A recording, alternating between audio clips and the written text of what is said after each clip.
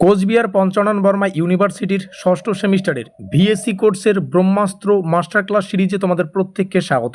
তোমরা সবাই জানো আমাদের ষষ্ঠ সেমিস্টারে মেজরের 3টে পেপারের পাশাপাশি ভিএসসি পেপার একটা পড়তে হয়, যার সিলেবাসের টাইটেল হচ্ছে constitution of India and health and wellness. অর্থাৎ এখানে আমাদের দুটো টপিককে ক্লিয়ারভাবে পড়তে হবে।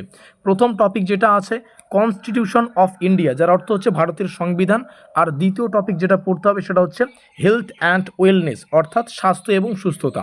আমরা ইউটিউবেই কিন্তু এই পুরো সিলেবাসটার যে এমসিকিউ প্রশ্ন আমাদের পরীক্ষা আসবে সেগুলো কিন্তু ক্লিয়ার করার চেষ্টা করব।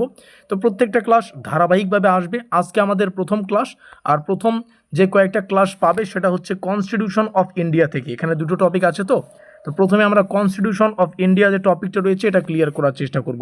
আমরা নিচে আসবো, এর সিলেবাসটা দেখে নেব। তার আগে তোমাদের সুবিধার্থে জানিয়ে রাখি, তোমরা যদি 499 টাকার বিনিময়ে আমাদের এই সিলেবাস থেকে তৈরি করা 100% পরীক্ষা নিরীক্ষাভাবে তৈরি করা ব্রহ্মাস্ত্র নোটপত্রগুলো সংগ্রহ করতে চাও, তাহলে নিচে আমাদের যোগাযোগ নম্বর দেখতে পাচ্ছ।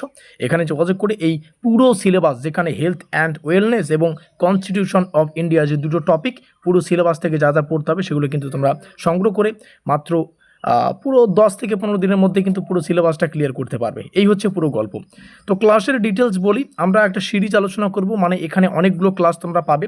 তো আজকে আমরা যে গ্রুপ এ, যেটা হচ্ছে আমাদের কনস্টিটিউশন অফ ইন্ডিয়া মানে ভারতের সংবিধান, তার যে প্রথম চ্যাপ্টার সেটা হচ্ছে মেকিং অফ ইন্ডিয়ান কনস্টিটিউশন। এখানে কনস্টিটিউট অ্যাসেম্বলি রয়েছে, কম্পোজিশন রয়েছে, ফাংশনস রয়েছে। তো এই যে প্রথম অধ্যায় মানে গ্রুপ এ এর প্রথম অধ্যায়, এখান থেকে আমরা প্রথম ক্লাস আলোচনা করব।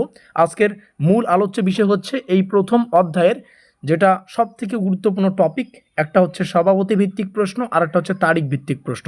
এই দুটো টপিককে আজকের এই ভিডিওটিতে আমরা ক্লিয়ার করব।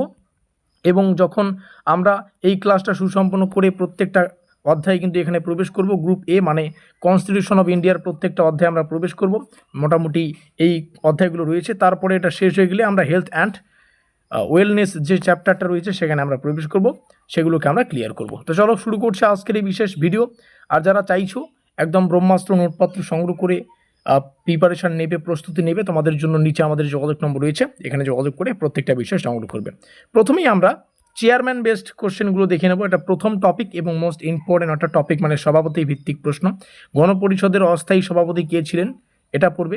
ডক্টর সচ্চিদানন্দ সিনহা গণপরিষদের অস্থায়ী সভাপতি ছিলেন। এটা অস্থায়ী এবং স্থায়ী সভাপতি কে ছিলেন এটা যখন জানতে চাইবে তখন আমাদের লিখতে হবে ডক্টর রাজেন্দ্র প্রসাদ গণপরিষদের স্থায়ী সভাপতি ছিলেন। এভাবেই পরীক্ষায় প্রশ্ন আসবে। হয়তো সেখানে এমসিকিউ থাকবে, 4টা অপশন থাকবে, তোমাকে তখন কিন্তু এই ডক্টর রাজেন্দ্র প্রসাদ স্থায়ী সভাপতি হিসেবে কিন্তু কারেক্ট করতে হবে বা অপশনটাকে রাইট করতে হবে। খসড়া প্রণয়ন কমিটির সভাপতি কে ছিলেন? এখানে আমরা দেখতে পাচ্ছি ডক্টর বি আর আম্বেদকর খসড়া প্রণয়ন কমিটির সভাপতি ছিলেন। ভারতীয় সংবিধানের স্থপতি কাকে বলে? ডক্টর বি আর আম্বেদকরকে ভারতীয় সংবিধানের স্থপতি বলা হয়। এই 4টা প্রশ্ন মোটামুটি আমাদের যে সভাপতি ভিত্তিক প্রশ্ন সেগুলোকে পড়তে হচ্ছে আমাদের নোট থেকে, ঠিক আছে, বা আমাদের এই সিলেবাস থেকে।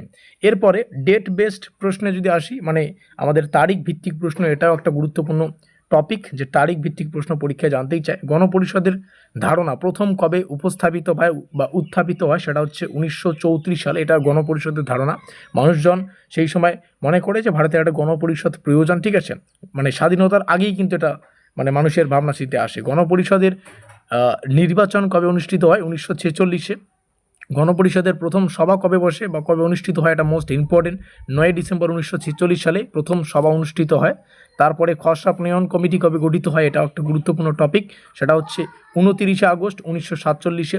ভারতীয় সংবিধান কবে গৃহীত হয়? দেখো এই যে টপিকগুলো বা এই যে কোশ্চেনগুলো, এগুলো কিন্তু মানে গুলিয়ে ফেলার মতো, অবশ্যই ভালো করে পড়বে। যেমন খসড়া প্রণয়ন কমিটি কবে গঠিত হচ্ছে?